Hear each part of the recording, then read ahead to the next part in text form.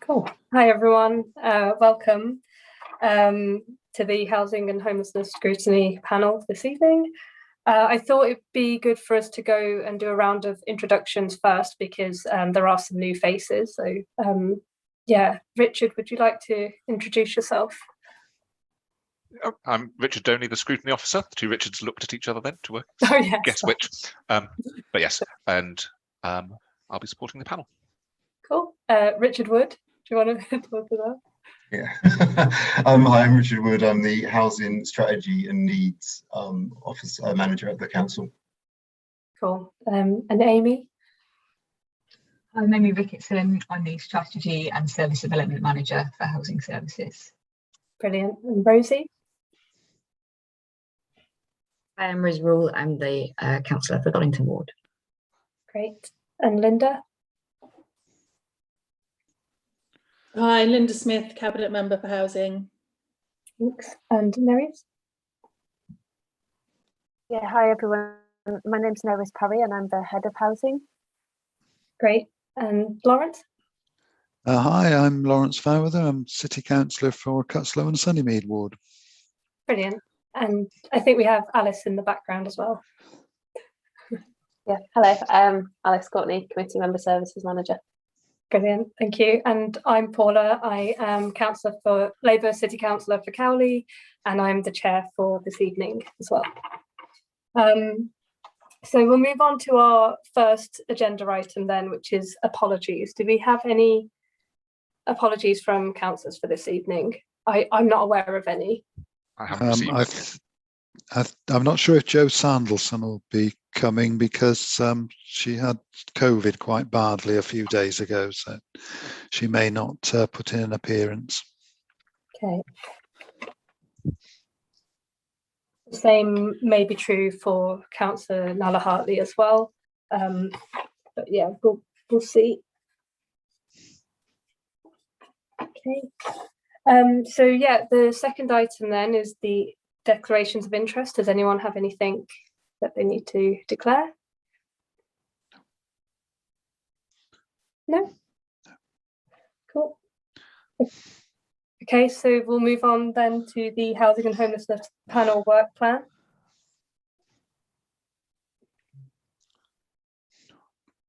So with that, I was saying to the Chair earlier that there's the performance monitoring item on November as it stands, and I'm in discussions with a team about a funding bid, which Neris may be able to say whether it will be there for the November item.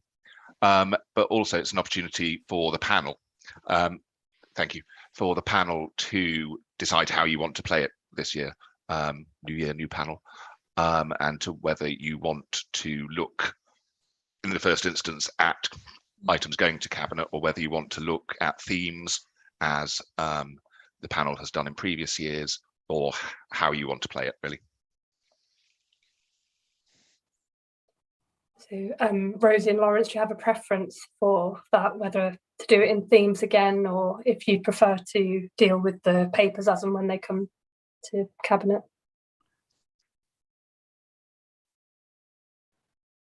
I have no preference. No. Whatever you want. I think when we had themes last year, it seemed to work quite well. So I'm quite happy to stick with that. Yeah. Sounds good. Yeah, I'm happy with that as well. Cool. So if you could have a think about themes that you want to explore, that'd be helpful. Okay. Would we need to decide that in this meeting, or is it something we can go away and think about? Either you can go away and think about it. If you, I'll note that you're going for themes, and then you will discuss offline what themes you want. Brilliant. Thank you. Okay. Was there anything else for that agenda item, or can I move on to the? You can move on. Yeah. Okay. So the fourth item is notes of the previous meeting, and I'm aware myself and Rosie are very new to this panel. So Lawrence, I think that is for you to take a steer on. Just a moment. Let's have a look.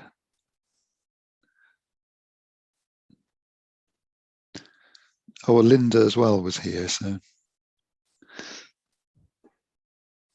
Yes, I'm afraid that they are ones I found. They predate me, so I have had no input and must rely on your memories. Oh yes, it's coming back to me now.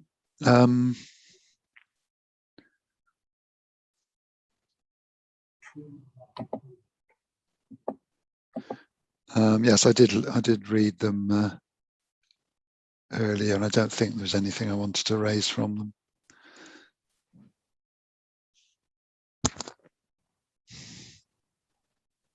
Cool. No, I think that's okay. Okay. So I take it then we can agree that the notes are fine from the last meeting. And they're an accurate record. Yeah. Yeah. Okay. Great. So we're flying through this agenda. So we'll move to item 5, which is the draft housing, homelessness and rough sleeping strategy with Councillor Smith. We've got Neris, Richard and Amy as well.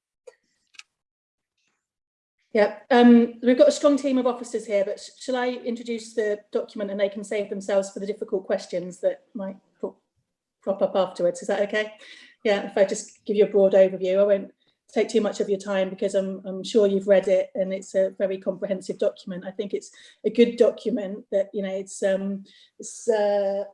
very broad and really covers, you know, pretty much everything that we do within the housing portfolio. So really this is your opportunity tonight to get anything off your chest, you know, within that area, particularly if it's something that we haven't got in there that, you know, think should be.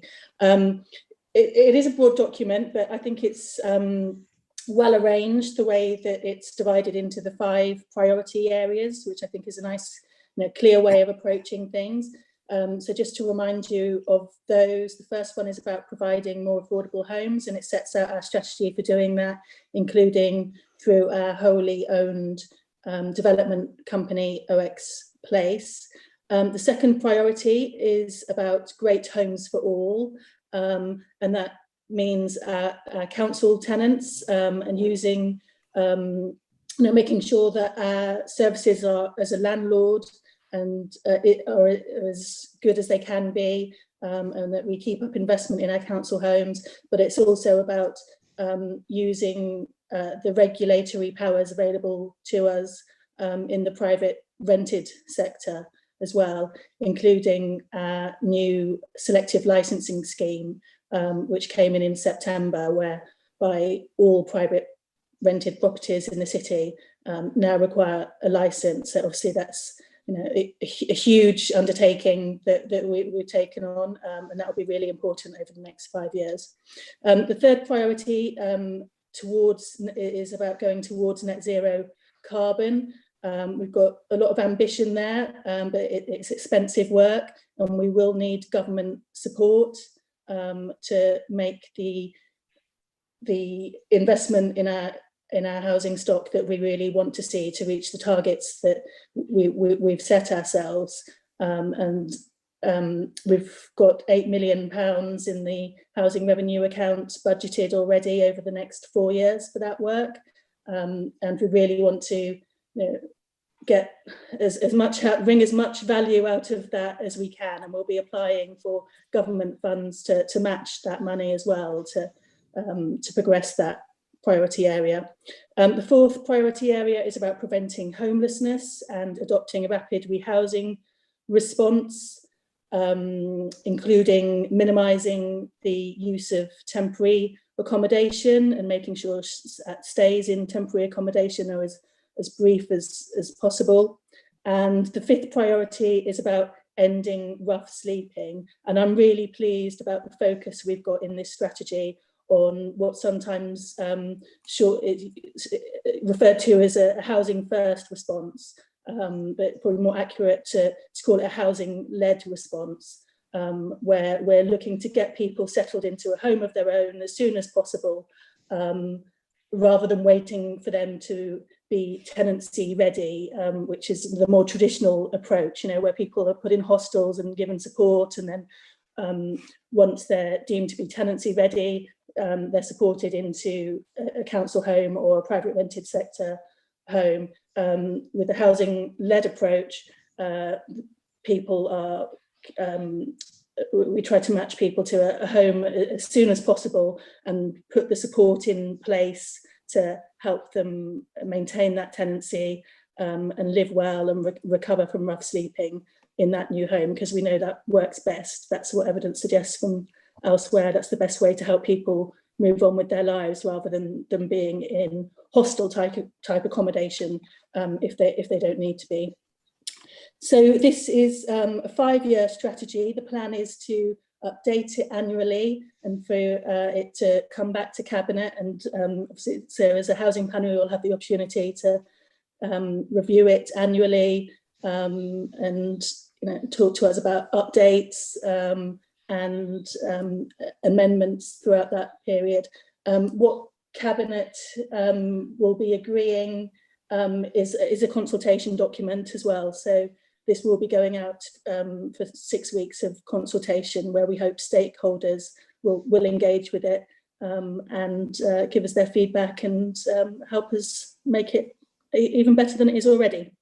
So yeah, looking forward to your comments. Thanks. Thank you, Linda. Okay, so Lawrence, I can see you've got your hand up. Do you want to speak? Oh, sorry. That's Councillor a mistake. Dickens has just joined us. Okay. Oh, and welcome, Lizzie. Thank you. Sorry, I had a previous meeting that overran. Oh, no problem. Do you want to just quickly introduce yourself, just for the sake of everyone here as well? Yeah, hi, my name's Lizzie and I'm the City Councillor for Carfax and Jericho. Brilliant, thank you. I did have a question on the report. First of all, I wanted to say that because it's going out to consultation, would it be possible to have a glossary of all the jargon and the abbreviations to make it accessible for people? Because at the moment it doesn't, and there are some things that I don't even understand. So I think that could be quite difficult for people who are trying to engage from the public side. And then secondly, I just wanted to mention again, I think I say this on every report, that I struggle when the reports refer to residents as customers, because we're like a local government organisation, but sometimes we frame ourselves like a corporate business, and I think that it's really important to treat the people who are need houses like it's a human need, not as like customers, and treat them as residents or citizens. But yeah, they're the 2 points I had off the top of my head. But yeah, Rosie. Thanks, I totally agree with those comments as well, and thank you everyone for all the work that's gone into this. But I had also a question on the topic of the report as a whole, I guess, in the process, if that's sort of a good place to start. And I would just notice that it says that this, because of the constant fluctuations in wider society and the cost of living crisis, this will be reviewed and brought back on an annual basis to Cabinet. But I was going to request whether it could also come to this space as another useful part of the process. Thank you, Rosie. And I'll just take Lawrence, and then if you want to come back on those points, that'd be good before we take another round. Lawrence? I have some fairly specific points I wanted to raise rather than general. I mean, if you want to leave them for a while, I don't mind, or I can just jump straight in. You can go ahead, yeah. Okay. I'm not sure who needs to clarify this, but I was conscious that there are 4 different figures in the report for new homes in Oxford over the next 10 years. Yeah. There's on page, where is it? Page 11, it talks about 1,200. Page 27, 1,650. Page 31, 2,200. And page 175, 1,900. Yeah. And I reread it and thought these figures seem to refer to the same thing. And I wondered why there were 4 different numbers.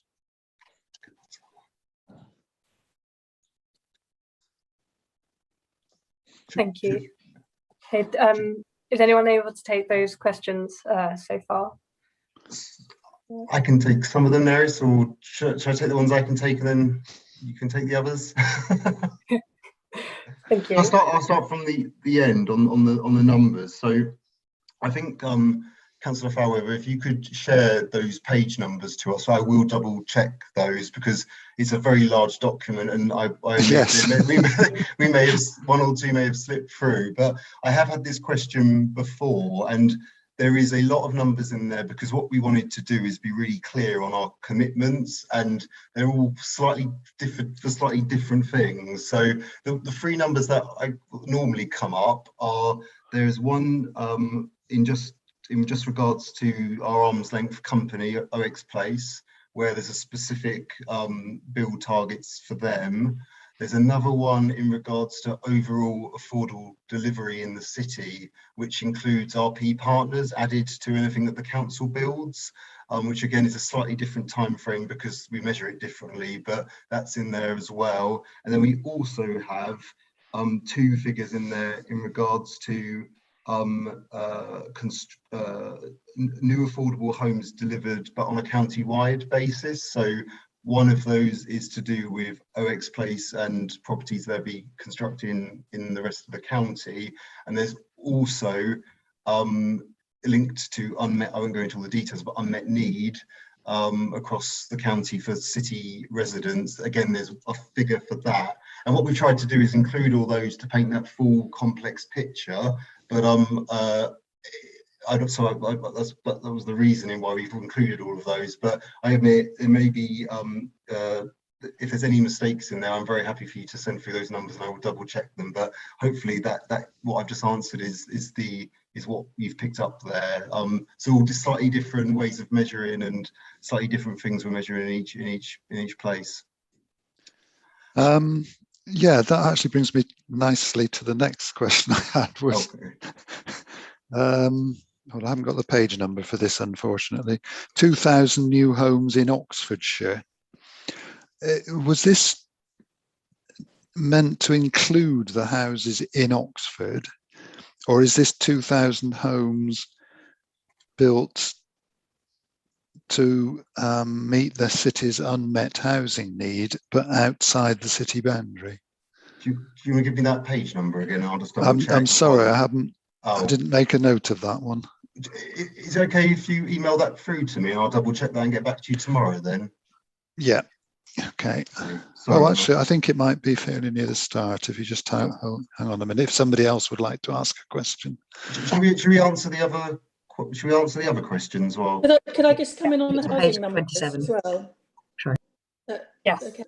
Yeah. Just Richard is of course right, and the numbers, I don't think they're mistakes. They are describing different things, and perhaps that's not clear enough. But from memory, the 1,200 is the homes that are coming into the HRA to be council homes that are being built by OX Place, and the 2,200 are the total number of homes being built by OX Place in their business plan. But I think it as well as as going through the document and being absolutely clear about that, I think perhaps it would be a good idea for us to really highlight that and have a box, a graphic, just to really make that crystal clear at a glance, the numbers and what they mean. So thanks for that suggestion, Councillor Whoever.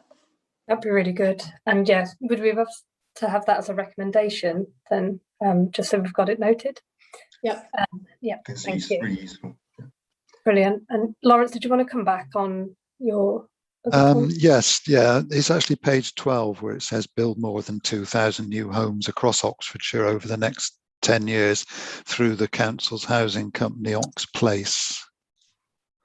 Yeah, so that includes homes of all types, including some for private sale. Right, okay. Shall I come back on Rosie's point about the report coming to the housing panel? Yeah, I mean, anything that goes to cabinet, you can call in here. And I think it's down to the chair of scrutiny and the vice chair of scrutiny and the chair of housing panel to decide with Richard, whether things are scrutinised by the full scrutiny panel, or whether they come here to the housing panel. You know, that's for you to decide. But you can call in anything that goes to cabinet, or indeed you can ask for updates on things which aren't going to cabinet. You know, so yeah, that's entirely down to you. Thank you. I've noted it on your work plan. Thank you. Do you want me to come back on Councillor Dunn's questions? Yes, please. Yeah. So in regards to glossary of jargon, that sounds like a good suggestion for me. We did try to get as many out as possible, but I'm sure many slips got through. So we might do. It would be pretty good to do a good trawl just to make sure where we've missed some, we just remove them all together. But in some places, yes, we always have to keep them, otherwise it'll be a huge document. So a glossary, we can include that in the later version. Yeah. Great, thank you. Thanks. Yeah. Linda, oh, sorry, Linda. Is that a legacy hand, or did you have another point? It's an old hat. Oh, sorry, yeah, it's an old hat. It's all right. But I'm happy to come in on the other point you raised while I've got the floor. Yeah, I think that recommendation has come through from scrutiny to cabinet about other reports as well, and it was accepted. So you know, yeah, as long as we're being consistent about that, then yeah, I'd be happy to accept another recommendation about that, as long as, you know, we're being consistent sort of within the report and across the council. That'd be brilliant. Thank you. So did anyone else have any further questions on the report? Yes. Yeah, good. Great. Okay, Rosie. The way I don't know if anybody else done this, but the way that I've written out my notes is like in order of the report. So would it make sense if I like ask the questions about that section 1 goals? Like, is that and they feed on quite well from our natural discussion, I hope, anyway.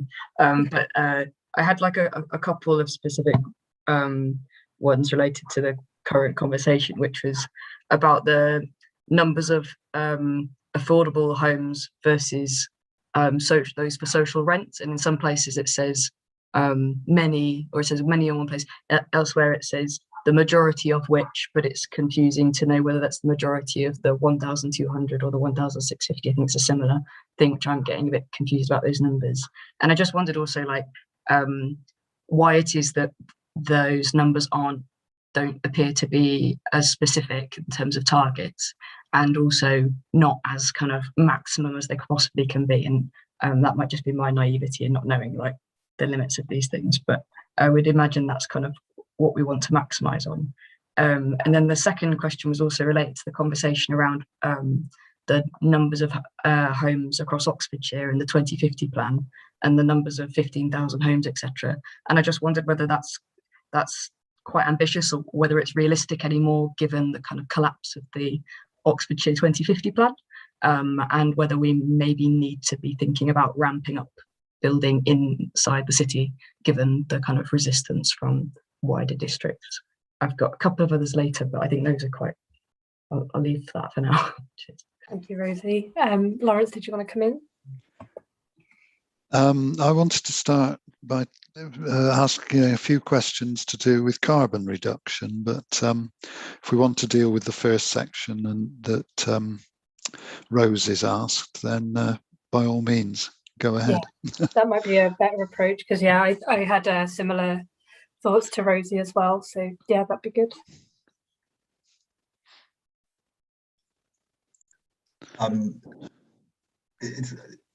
Neris, are you okay to lead on that, and I can come in, or?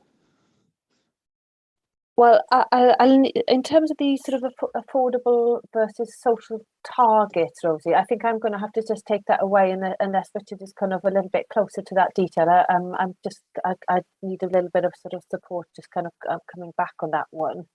But I don't know, Richard, are you a little bit closer to it? Otherwise, I'd prefer to come back with a comprehensive answer to you tomorrow. Yeah, so in regards to, just to make sure I understand the question, so is it in regards to specific commitments and percentages on how much of the social rent will be as a part of that 1,200? Because as I understand it is a majority, but in regards to exact numbers, I don't have that to hand, so I'm sure that's something we can take away. Yeah, okay. Yeah, the only thing I'd add to that, you know, if you start to sort of look at the numbers around OX Place, for example, obviously they build a range of tenure type, you know, including some for private sale. So, and that's part of the sort of business plan, etc. So, again, I think it comes back to the previous question around numbers, what's in those numbers, and actually, you know, we agree, and we are, you know, our kind of policies sort of drive up as much affordable and social as possible. But actually, in OX Places activity, there is some other kind of tenure types in order to kind of you know, kind of make that kind of dividend return in the business plan to work. So I think they'd just add that.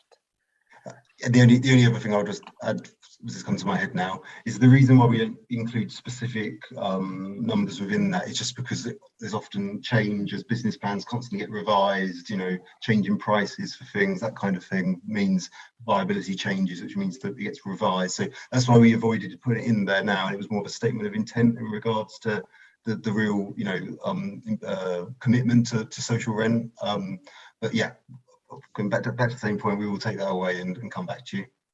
Yeah.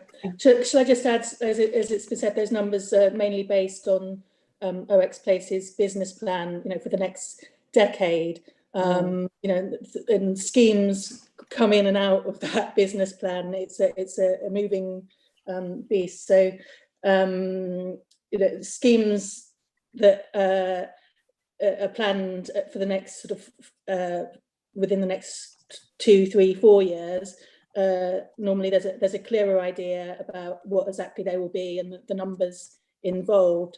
But beyond that, you know, obviously schemes are a very early level of design, and, you know, they won't have planning permission, and, you know, all of that needs to be done, public consultation, planning permission, as well as lots of unknowns about the costs involved as well, especially at the moment. So that's why the figures aren't more precise.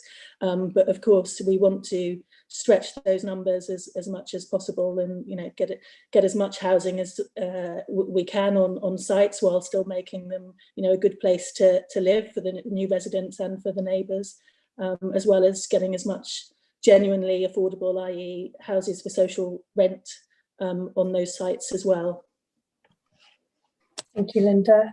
Rosie, did you want to come back on any of your questions?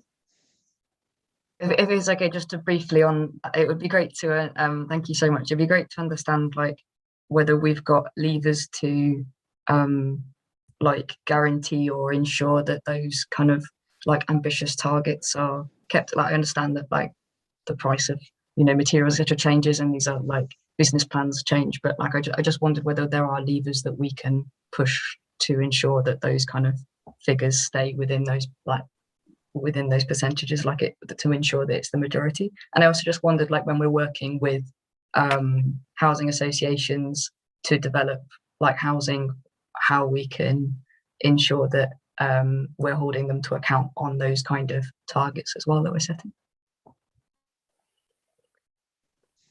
I'll try some of this. So yes, I think, you know, a kind of local plan will kind of dictate that, not just to ourselves, but obviously to our registered providers as well. And, you know, those kinds of, you know, plans as they come forward will be scrutinised within those kind of key parameters around kind of, you know, affordability, and then the kind of decarb kind of elements. And at the end of the day, of course, everything has to stack up financially, otherwise, you know, they're undeliverable and unviable. So I think we have got, you know, those parameters set in the local plan. I think colleagues like Dave Scholes, you know, are constantly kind of having to balance those, all of those demands within a scheme and making them work. But I think we can kind of take that, just make sure the language in our strategy here is reflecting that accurately. And then actually your previous point there around the 2050 kind of plan and the kind of collapse of that, I think you know, that those are ongoing conversations. And again, I think what we need to do is just do a kind of another sort of look through the strategy and make sure that kind of that is reflected. I mean, the challenge, of course, is that we can't build all those in the city. We just haven't got the space. So, but of course, there are other opportunities and other ways of doing that as those as certain things fall apart, new relationships form. So I think we will need to sort of just reflect that as an ever-changing picture within a strategy. And I was just going to come back to one point that was raised actually about this coming back to panel, of course, as well. Just as a point of just quick clarification, the strategy will be the strategy, but the action plan will change every year. And that is really, we've done that very much on purpose because we are living in an extremely changing world at the moment. And actually, if we were to set it all out right now with one action plan, I mean, in 6 months' time, it would kind of be redundant. So I think we've got lots of opportunity to continue to refresh, build in the changes, and but adhere to the kind of points of principle that are set down in the strategy. So I hope that's just a little point of clarification. Thank you. I did have a question as well. Before I take Rose's point, sorry. I noticed that there is a page mentioned of like the university, and I'm just wondering, like, because they do hold a lot of land, is there any scope in the report to kind of have more push for the university to commit to tackling the housing crisis and the homelessness crisis as well? Because they're an institution that generate a lot of wealth, and they should be doing their bit for the city as well.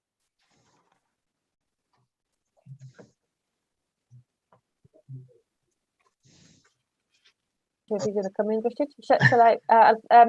Yes, I think let's pick that up in the strategy. I mean, there are some very large schemes, Oxford being the main and not a clear one, that are coming through on that front. But I think we should sort of pick up and make sure that the tone of that is reflecting what you're saying to us here. Yeah, thank you. We'll take that away. Yeah, thanks. Rosie. Thank you. Sorry, this is my last one for this section. I promise. I just realised it's scrolled across the side of the page. But I was just going to ask. There's a kind of an overarching comment that is then filled out about like how this strategy sets an approach where the council will be able to utilise land and like encourage like development for housing, sort of like as much as possible where viable. But there wasn't really much conversation or much like indication of like how the kind of types of land and sites will be prioritised, and like, for example, recognition of like biodiversity, green spaces, community value assets, that kind of stuff. I just wondered where that ties into this. And yeah, thanks. I'd say that was more for the local plan really than for our housing strategy. Yeah, so the housing plan sets out which sites are available for housing development, and which other sites are important for biodiversity reasons. So yeah, I think that's more relevant to that. Yeah, I agree. Great, thank you. And I wanted to welcome Councilor Joe Sandelsen as well. Thank you for attending. Joe, are you able to introduce yourself just for the benefit of everyone? I do apologise for being late. That's fine. I apologise for being late, everyone. I couldn't find the link. But, thank you. Yes, I'm councillor for Wolvercote Ward, and I look forward to watching on YouTube what's already been said. Thank you. Great, thank you. Thanks. So are there any other questions on this section, or should we move over to the next? I think, Lawrence, did you have some questions on the next part? Or if you just hold on a moment, okay. If I can try and remember what the next part was without going through all 220 pages.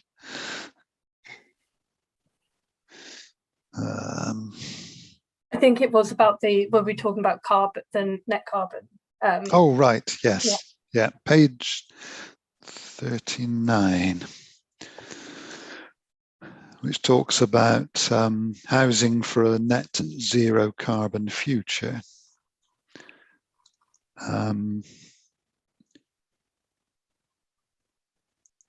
There's a section which starts how the council and partners are going to do this. And there's a paragraph here which I find slightly difficult to follow.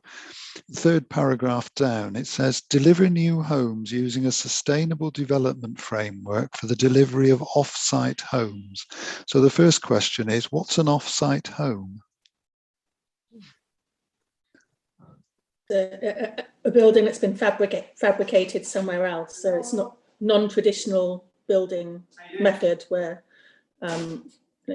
most of the construction is done off-site and then it's assembled on-site. So the Bullingdon Community Centre has been put up like that. Okay, so it's in other words, it's a prefabricated house or dwelling or set of dwellings. Okay.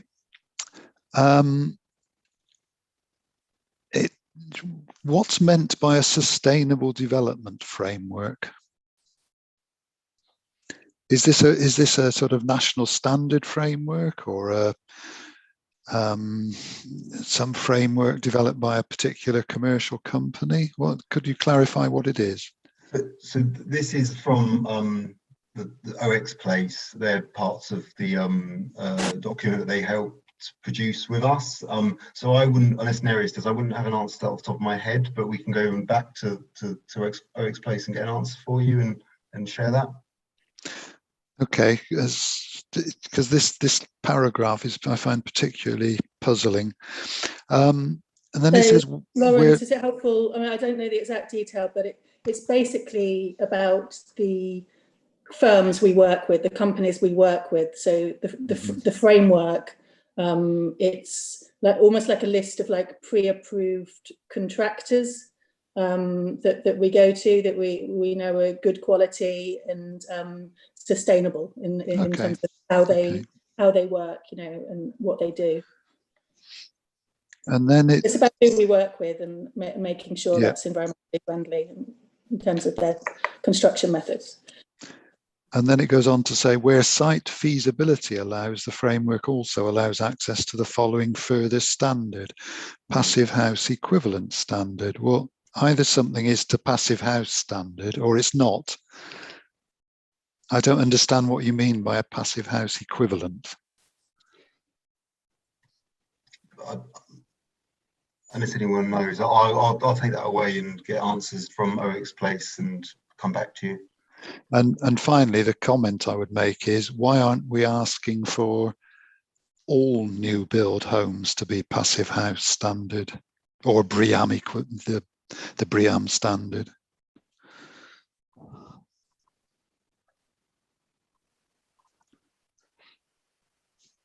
I think shall I come in on that, Richard? I think I want to take it away, but I suspect the answer, Councillor, is in that requirement to try and balance the viability of a scheme, you know, around the sort of affordability aspects and all the other demands, and whether in some cases we can't quite meet that standard. So, but I would like to just if you could, that would be very good, because I have read several reports from bodies like the Green Building Council, which say you can build passive houses for the same cost as any other house if it's a new house. So, and I think just as a point of clarity, just to follow up on all of your comments there, I think what we might need to do, Richard, is just take away that whole section and just ensure that it, you know, reads clearly to the public. You know, that if we're struggling to define and understand that, then of course that will just be the same. So let's sort of simplify that down and be really clear. Okay, thank you. Thank you. That's great. Were there any other questions on the report? Rosie?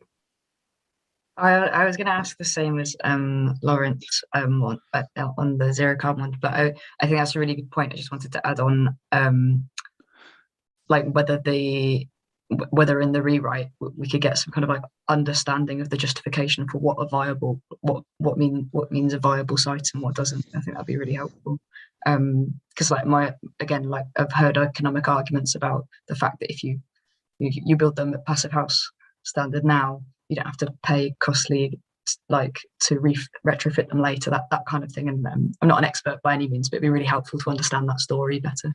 So I just wanted to add that as well. And I've got a question for another section, but I don't know whether we want to move on. Can I just say something? I mean, my understanding is very different to what Councillor Fewether just said about building passive houses, you know, homes to passive house standard costing the same as any other new build. I mean, my understanding is, you know, the higher standards that we demand in this department, you know, the more expensive the homes cost to build, and with every development, you know, it needs to add up. You know, unless, and frequently there is, you know, the council subsidy or a government subsidy is going into it. But even with that, you know, it still has to be done within the budget that is available. And so there is this tension for us between wanting the highest possible standards on carbon emissions and thermal efficiency. Of course, we want that. We want that for our tenants, you know, so that they're not paying high bills in future, and to avoid the future retrofit costs, which Councillor Wool mentioned. But we also want to get as much affordable housing from sites as well, which, you know, which costs money to provide, and it eats into any profit that's being made from any private housing on that site. So that's the tension, really. You know, it would be nice to be able to do everything, but often it is a question of getting the balance right between the competing priorities of the council and of this strategy. You know, about wanting affordable homes, but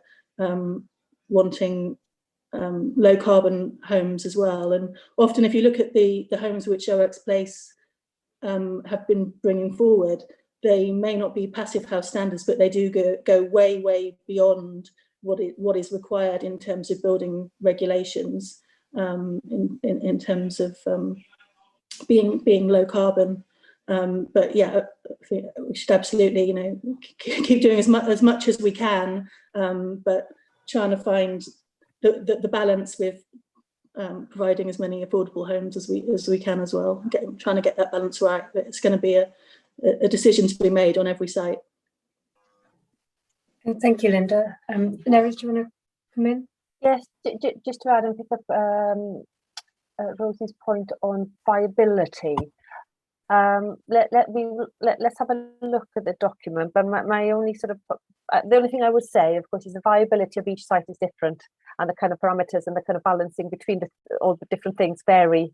So I think we will struggle to make a generic statement around viability, probably. But I think we should go away and have a look at that and see whether we can kind of guide,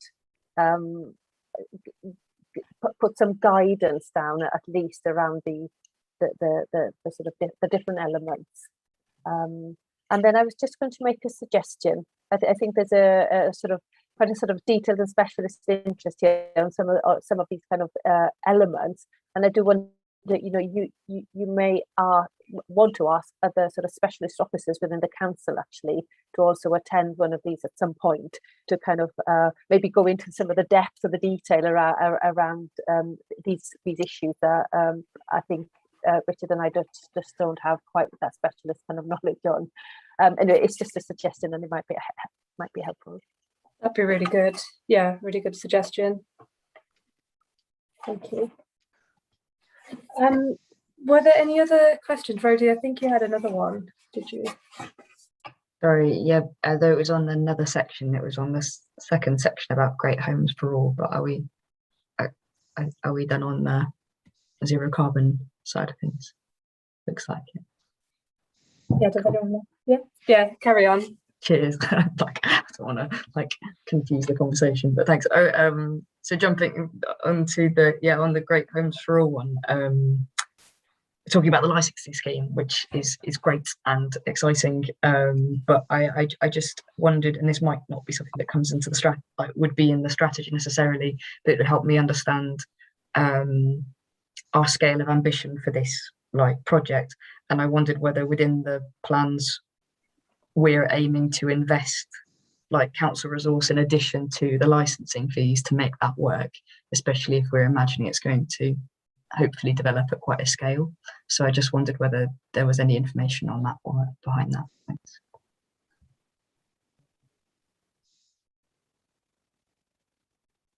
I don't know the answer to that. Actually, I think it's a sort of you know, it needs to wash its face to a greater extent. Belinda, I don't know whether you I definitely need to take it away.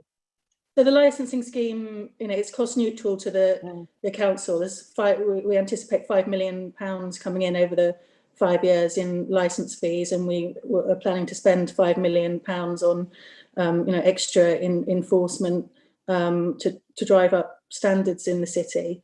Are you suggesting council investment in private homes? Because you know, that isn't something we would do, other than perhaps we are the home improvement agency, and you know, there are grants available to homeowners to improve their homes. You know, it's normally people with disabilities or people on very low incomes that benefit from that. But other than that, we don't tend to invest in properties which aren't ours.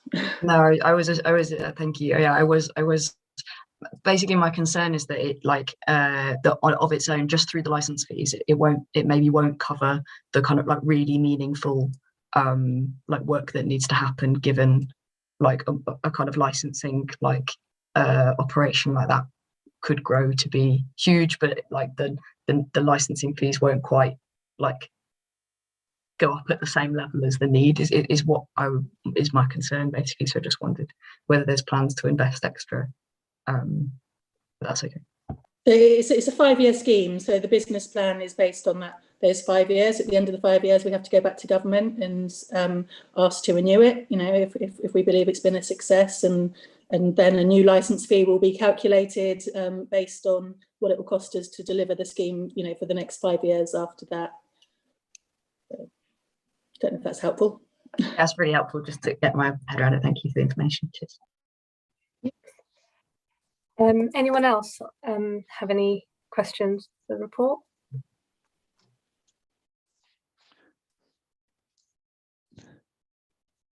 Lawrence? Yes.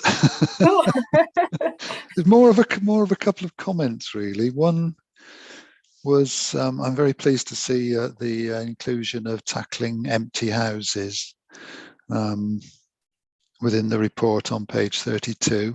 I think that's a really good thing to look at. And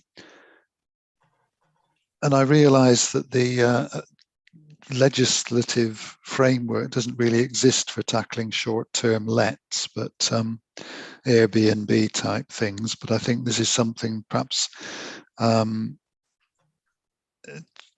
could be looked at again to see if there is some means of either increasing council tax or other way of tackling the blight that some areas seem to have acquired from short-term lets.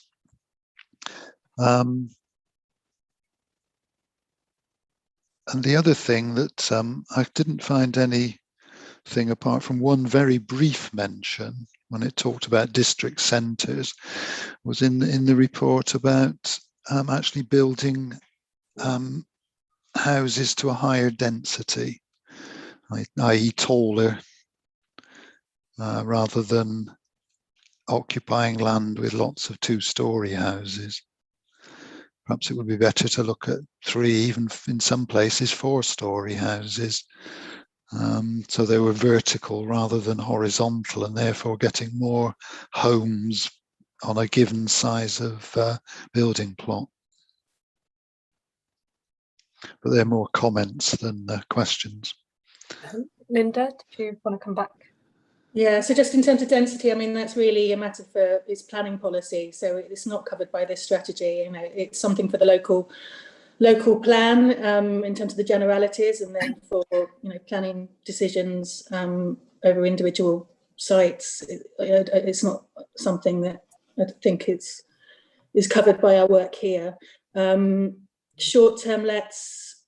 Do you want me to say something about that, or have you heard me talk about that enough over? But so we would dearly love to have licensing powers over short-term lets.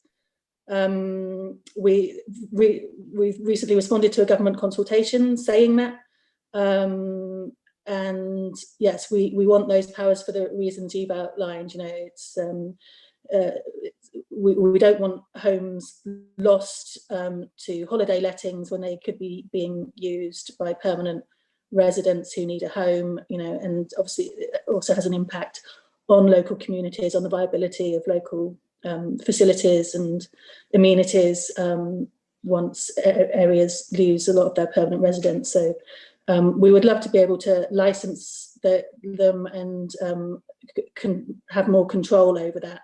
At the moment, the only powers we've got are our planning powers, and we have used those, but we have to demonstrate that there's been a change of use, and that isn't always straightforward because there's not clarity in planning law about what actually constitutes a change of use. In short-term lets are not a planning use category on their own.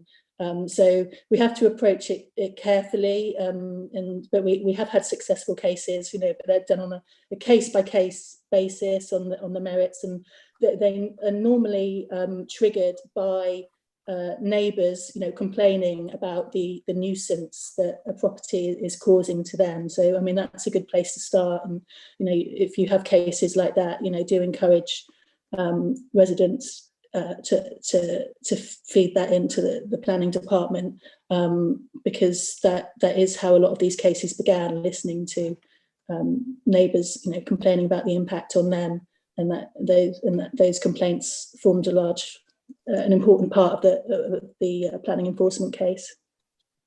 But yeah, we've had several of those, and you know, where they've been appealed, we've won the appeals as well. So it is something we will continue doing, and we do say to owners of short-term let properties, they should come forward and apply for planning permission. We've been very clear about that as a council, and that continues to be our position. Great, thank you, Linda. Anyone else? Oh, Rosie, you've got your hand up. Sorry, thank you. This is my last question, I swear. And thank you again. There's not lots. So it's annoying when you don't want. I wish I could just also list all the great things in there, and I'm just asking loads of questions. It is really good. And on lots of good stuff around the homelessness strategy as well, in particular, the final section. And I just wondered, like, there's some really great details there on working with partners to prevent homelessness and recognizing the very vulnerable positions of different groups of people. But I noticed in like some of the research, there was comments on speaking to particularly, for example, LGBTIQA plus groups. And I just wondered whether, and there's like some interesting stuff in there also on like the refugee like rehome kind of service,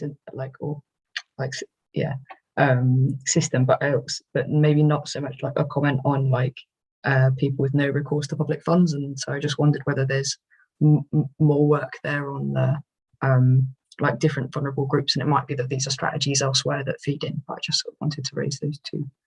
Thanks. Thank you, Rosie. And yeah, I echo that as well. Like, I think I dive straight into the scrutinising of the papers. It is a really good report.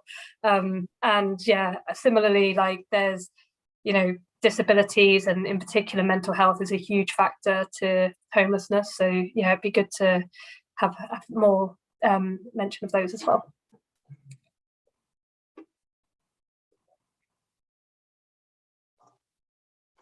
So in regards to no recourse, Neris, you're probably a bit closer to this than me. Would you be able to answer that one, or? Yes, so obviously the sort of area of refugees and resettlement is a sort of, I would say, an emerging area within the housing needs kind of work. And I mean, so it's one that, you know, in the last year we've done and have responded to, you know, numerous crises. And I think we're kind of acknowledging really that we need to stabilize our team, actually, because at the moment we're having to respond to global situations, and I think in reality we're going to have to continue to respond to that. So there's a lot of work going on in that area, but in terms of no recourse to public funds, sort of so probably mainly within the, partly within the rough sleeping population, but it is broader than that. We are restricted as an authority to a certain point around what we can and can't do. So that remains, a sort of a difficulty for us. However, I think where we've been successful is where we partnered with others, and this is key, I think, to our future kind of strategy here. So Oxford Homelessness Movement, have sort of brought philanthropy and that source of funding into the mix that enable us to have a response which we cannot provide ourselves. So I think that's been successful, and I think in terms of DLUC feedback to us, actually, as we exited everyone in, we were one of the few local authorities that have been able to provide a comprehensive response to no recourse to public funds rather than a piecemeal, maybe case by case. So we kind of continue to have that relationship and probably need to do more. And I know our partners such as Mungo's continue to say quite vociferously, if we do not deal with this issue from a legislative perspective, ending rough sleeping will remain a challenge, because that group is highly represented amongst the rough sleeping population. So it remains a sort of very complex, quite technical, but morally really difficult area. I think, but we have great partners in the city. We rely on them heavily.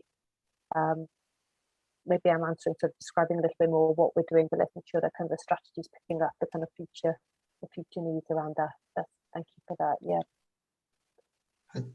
And I suppose on the LGBTQIA point, yeah, that's an area of work that we're looking closely at. I think we really wanted to highlight in the document the inequality section, which hasn't existed in previous documents, and really try to, state clearly where we need to improve, and for example, in that area, our data is just not good enough, and taking the steps now to work with officers to improve that, so that I would hope in future, as we update on the strategy in the years to come, that we'll see major improvements in those areas and really understand what we're facing, and then can make sure the right supports being put in place. So yeah, real commitment.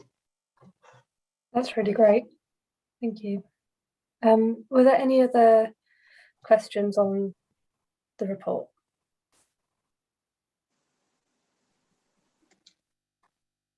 No. Okay. I did have some more technical questions just around like the next step. So I know that it's going to consultation. I just wanted to know, what's considered a good amount of responses for the report, and if we will receive this report back to our group, if there are updates, and because I think I read that there's a time constraint, like is it 2023 that we need to get the report submitted? So yeah, any additional information would be great. Amy, are you okay to maybe take the panel through the next steps? Yes, so next steps, as you said, we kind of, if approved, we plan to go to public consultation on the 26th of October for 6 weeks. It's difficult to say kind of what's a good response. I think last year we did kind of a mixture of online responses where the public responded to us, and I believe we received kind of around 52 responses there from the public. But we also held a lot of kind of stakeholder events with kind of workshops. It was virtually due to kind of the COVID situation, but so we received feedback in those areas which we kind of took and made suggestions to the priorities from there. So that the plan is to again have a mixture of the online survey for people to respond to, but also to widen those workshops. So again, reaching out to stakeholders, including kind of housing associations, health and county colleagues. As Richard just mentioned, we also plan to reach out to some of those groups who are kind of identified as being disproportionately affected by homelessness. So we're kind of reaching out to officers in the communities team to see how we can link in with them, to try and improve kind of our feedback we receive from those groups. Yeah, I think that's, and so we plan to, at the moment, so the consultation should finish, it's my maths is right, I think it's the 7th of December it should have closed by. And then kind of over that period, over the Christmas kind of December, beginning of January period, we will work on kind of the feedback from the consultation, making any amendments to the strategy. And I think the aim at the moment is to bring it back to Cabinet in kind of early New Year. I think we're probably looking at kind of March at the moment. I suppose the only thing I'll add to that is obviously we'll get that on the forward plan as soon as that starts to crystallise, so the panel will know.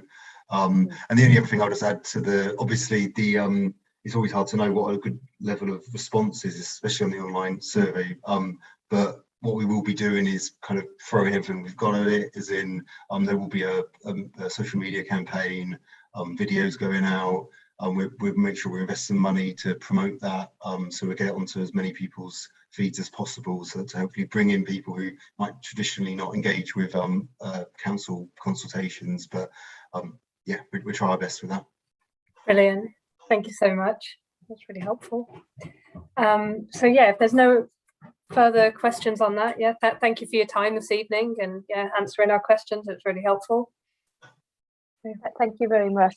It's really interesting. I'm really grateful for your time as well. It really helps us shape the best document we can. So thank you very much too. Great, thanks. Yeah, thanks everyone. Thank you. Okay. So yeah, we'll move on to the next agenda item. But yeah, feel free to leave if you don't need to stay around. So yeah, thanks. So item number 6 is the co-option of tenant ambassador. So we are being asked to consider the report and to agree arrangements to recommend to the scrutiny committee. And I guess the question to us is, how many tenant ambassadors would we like? Do we want 1, 2, 3 or 4 is the question to us. And Richard, I think you had advice on it being, is it harder to have more because you have to find a time that everyone can make, or is it just sorry, I can't hear you. You hear me now? Oh yeah, perfect. Yeah. Don't know what's going on. Yeah, Councillor Fairweather will have experience of the tenant ambassadors, and Councillor Dickens too. And as I understand it, one has attended as a member of the panel, but various exist to scrutinise. So this contracts, for example, and look at contracts. And there'd been a hope that the Tenants Forum would have been established, and that a member of that would be the co-opted member of the Housing and Homelessness panel. The Tenants Forum hasn't yet been established, so there is no Tenant Forum member to co-opt, and so it's seeking your agreement to have a tenant ambassador co-opted, and the idea of it being formally co-opted means that essentially they will be full members of the panel and act as full members of the panel, rather than a sort of, could be a end of the meeting and did you have anything to add, but rather a full member. Thank you. So Lawrence, Lizzie, Rosie, do you have any preference on that? What did you do last year? Was it just the one? Oh, Lawrence, you're on mute if you're talking. Sorry. I think from memory we had more than one, but okay. Quite how many I wouldn't like to say. Okay, Lizzie, did you have the?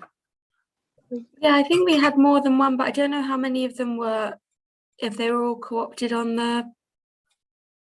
I'm not quite sure exactly how the functionality of it worked, but I think having more than one definitely would be a good idea, but I don't know to the benefit of lots, but I think, you know, having a little bit of range of opinion was positive. Yes. Thank you. So is there any benefit to having 4 or is 3 more? I'm just trying putting it out the air because I've got nothing to base it on. I can't help thinking one on their own would feel slightly intimidated, but Yeah. On the other hand, you don't necessarily want them all from the same area of the city. Right, yeah.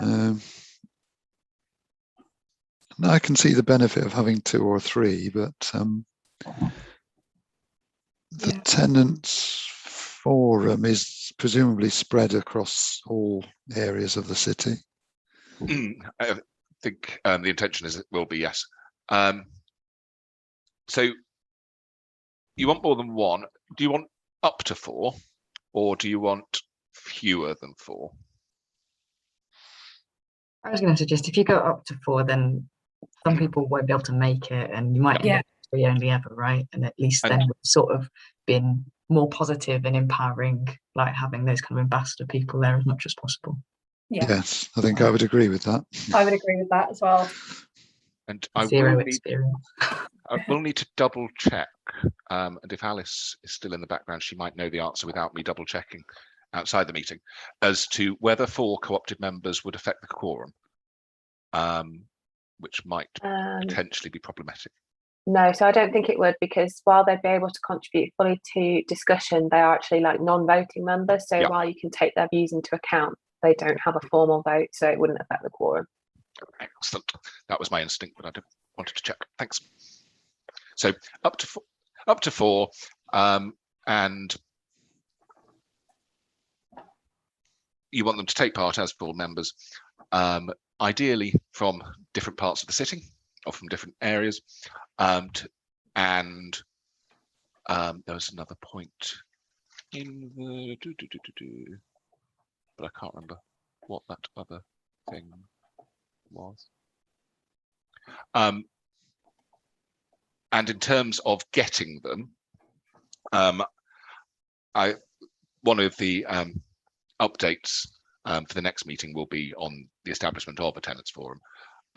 There are, as I say, ambassadors that exist currently, and so would you like the tenant involvement team to nominate, or would you like to informally interview, or how would you like them to be recruited?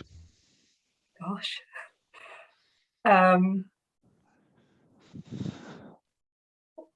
What's the most democratic way of those? Does anyone have any preference? I think oh, sorry, Alice is wanting to say something. Yeah, sorry, I was just going to suggest, if the panel is minded to, that it might want to see how many volunteers are forthcoming first, because I suppose if you have up to 4 who are forthcoming, that might sort of help you in your decision making. But obviously it's for you to decide. That'd be good.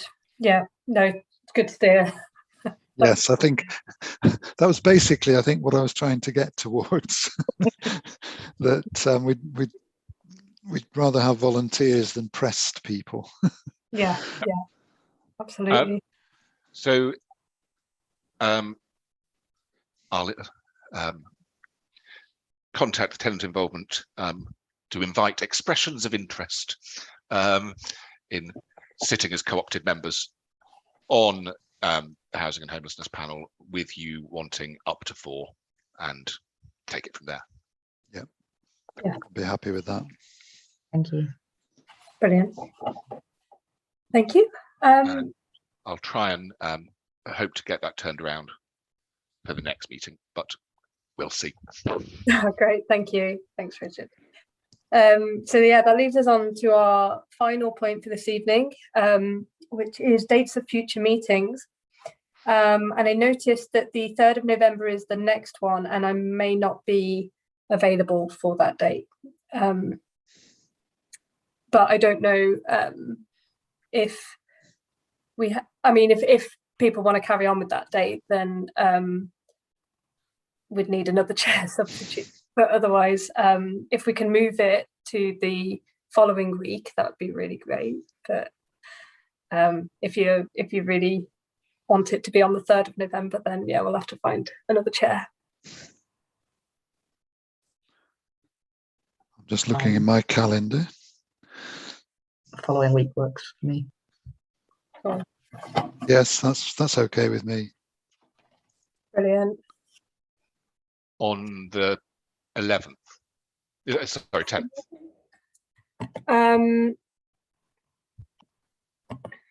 10th, yes. Would be a week after. Yeah. I don't think I can do the 10th, but I'm less important than the chair. So would it be possible for us to do the 17th? The week after that? That's the day of cabinet. Okay, hold on. Let's get the calendar out. The reason why is I'm off to the States for 2 weeks, so I might not be there for the 10th either. I just realised when I see the calendar. So can we move it further on in the week of the 10th?